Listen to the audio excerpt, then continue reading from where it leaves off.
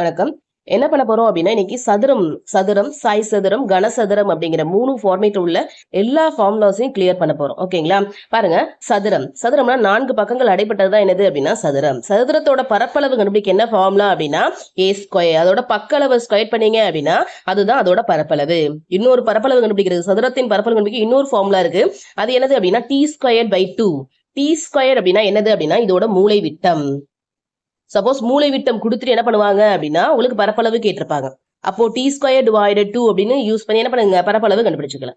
அடுத்து சுற்றளவு கண்டுபிடிக்கிறதுக்கு எல்லாருக்கும் தெரிஞ்ச ஃபார்முலா தான் 4a. மூலை விட்டம் t கண்டுபிடிக்க சொல்லியிருந்தாங்க அப்படின்னா, அதாவது ஏயோட வேல்யூ, பக்களவு ஏயோட வேல்யூ கொடுத்துட்டு டீயோட வேல்யூ கண்டுபிடிக்க சொல்லியிருந்தாங்க அப்படின்னா √a.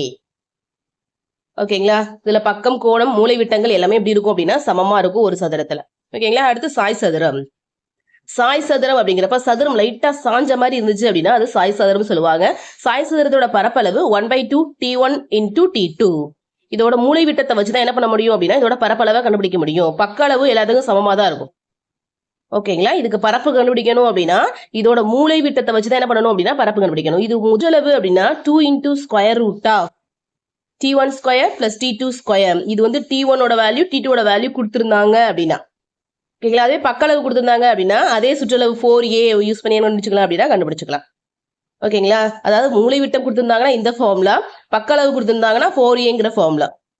ஓகேங்களா? இதுல என்ன பண்ணுவாங்க அப்படின்னா டீயோட வேல்யூ கொடுத்துட்டு ஏயோட வேல்யூ கேட்க வாய்ப்பு இருக்கு. ஓகேங்களா? டீயோட வேல்யூ கொடுத்துட்டு ஏயோட வேல்யூ கேட்டிருந்தாங்க அப்படின்னா √.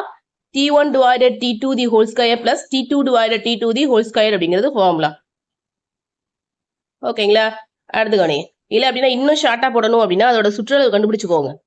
அது சுற்றளவு கண்டுபிடிச்சீங்க அப்படின்னா 4aங்கிறது ஆன்சர். அப்போ இதோட சுற்றளவு கண்டுபிடிச்ச ஆன்சர் = 4aன்னு போட்டு அதை 4ஆல வகுத்தீங்க அப்படின்னா கூட அந்த ஏயோட வேல்யூ கிடைக்கும். ஓகேங்களா? அடுத்து பாருங்க, கனசதுரம்.